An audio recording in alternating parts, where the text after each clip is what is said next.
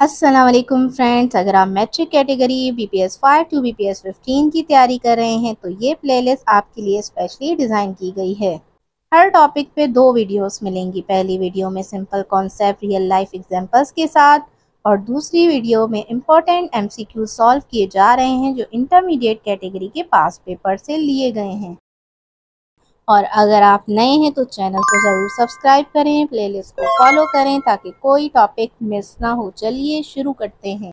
आज का टॉपिक है प्रॉफिट और लॉस, जो हर टेस्ट का भी फेवरेट है और ज़िंदगी का भी। सोचिए, आपने कभी अपनी सिस्टर या अम्मी से सुना हो, ये ड्रेस इतने का ख़रीदा था और अब डिस्काउंट पे कम मिल रहा है, उफ कितना नुकसान हो गया। या फिर आपने कोई चीज़ सेल में ले ली और बाद में किसी को महंगी बेच दी तो फ़ायदा हो गया, राइट। यानी हर रोज़ हम प्रॉफिट एंड लॉस फेस करते हैं, बस नोटिस नहीं करते। प्रॉफिट और लॉस क्या होता है? आपने कोई चीज़ ₹1000 में ख़रीदी, ये होता है कॉस्ट प्राइस। ख़रीदने को जो जिस प्राइस में हम कोई चीज़ ख़रीदते हैं उसे हम कॉस्ट प्राइस बोलते हैं या फिर CP बोलते हैं। और वही चीज़ ₹1200 में बेच दी, ये होता है सेलिंग प्राइस। अब जिस प्राइस में आप सेल करते हैं, बेचते हैं, उसे हम सेलिंग प्राइस या SP बोलते हैं। तो क्या हुआ, इसका फ़ायदा कितना? रुपीज़ कितना फ़ायदा हुआ? 200, यानी ये क्या हुआ? प्रॉफिट हुआ। प्रॉफिट मीन फ़ायदा। प्रॉफिट का फॉर्मूला होता है profit equal to SP minus CP। जब भी हमें कॉस्ट प्राइस यानी कि ख़रीदने की प्राइस और बेचने की प्राइस मालूम होगी और पूछा जाएगा कि इसका प्रॉफिट मालूम करो, फ़ायदा मालूम करो कि कितना है, हम क्या करेंगे? ये फार्मूला लगाएंगे कि profit equal to SP selling price minus cost price. Selling price हमारी कितनी थी? 1200 माइनस 1000 क्या था हमारा? कॉस्ट प्राइस था। 1200 में से जब हम 1000 को माइनस कर देंगे, सिंपल हमारा प्रॉफिट क्या आया? 200 आया। प्रॉफिट को उर्दू में हम फ़ायदा बोलते हैं। कितना फ़ायदा हुआ हमें? जब हमने 1000 में ख़रीदी और 1200 में बेच दी तो हमें 200 का फ़ायदा हुआ, यानी कि प्रॉफिट मिला। ऐसे क्वेश्चंस जो हैं वो टेस्ट में पूछे जाते हैं, जिनको हम ट्रिकी क्वेश्चंस बोलते हैं।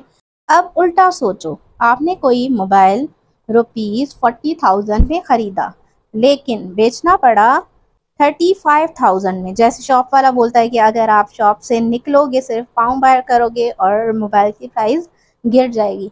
आपने 40,000 का ख़रीदा और आपको बेचना पड़ा 35,000 का। खरीदने की प्राइस क्या है? 40,000 और बेचने की प्राइस क्या है? 35,000। तो क्या हुआ, इसका फ़ायदा हुआ या नुकसान? नुकसान हुआ। तो नुकसान को हम बोलते हैं लॉस। कितना लॉस हुआ?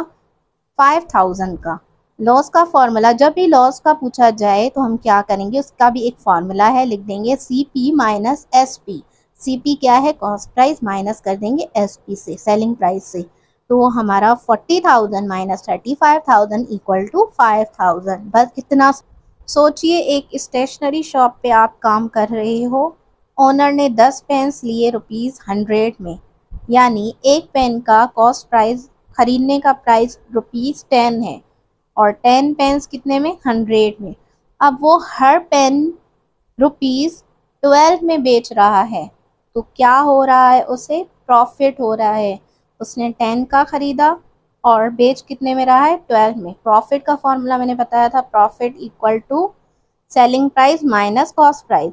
सेलिंग प्राइस क्या है? 12 rupees minus 10 rupees equal to 2।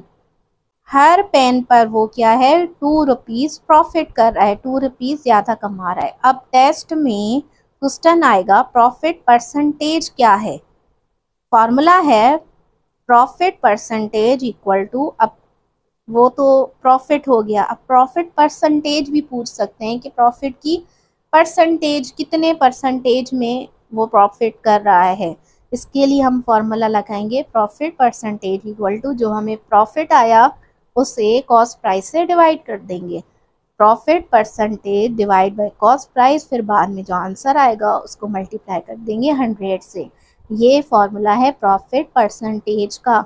हर पेन पर वो क्या है? 2 रुपीज़ प्रॉफिट कर रहा है, 2 रुपीज़ ज़्यादा कमा रहा है। तो 2 को डिवाइड कर देंगे कॉस्ट प्राइस। कॉस्ट प्राइस क्या है? 10 रुपीज़ में वो ख़रीद रहा है, 12 नहीं, 12 में वो बेच रहा है। तो हम क्या करेंगे? 2 जो प्रॉफिट आया 2, उसको डिवाइड कर देंगे 10 से, और मल्टीप्लाई कर देंगे 100 से, तो हमारा आंसर आएगा 20%।